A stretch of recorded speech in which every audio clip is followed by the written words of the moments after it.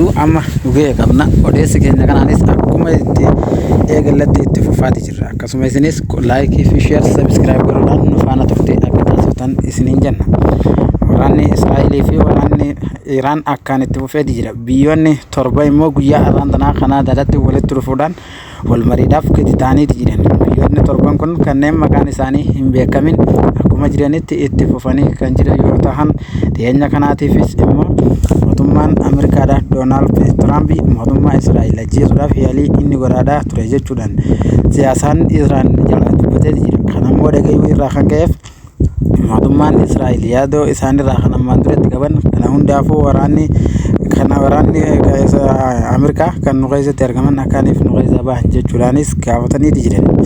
Kun immoo garuutuu biyyoonni Israa'el akkamiif irraa anti yaadii jedhuun biyyoonni torba walitti dhufanii marii gaggeessaa jiran kun immoo haalli isaaniitiif sodaachisaa waan ta'eef lola kanaafis yaaddoo guddoo qabaachuu isaaniitis dubbataati jiran. Kanaadaan immoo yeroo ammaa duraatiifis kan takka biyyattii takka waliin rakkoo takka keessa seentee hin beekin ammaaf immoo jiddu seentummaa haala uummata kanaa irratti wal mariidhaaf biyyattiisitti waamtee biyyattiitti gadi teessifteeti jirti. Mootummaan Israa'el dhiyeenya kanaatiif yaaddoo guddoo qabu ibseeti ture.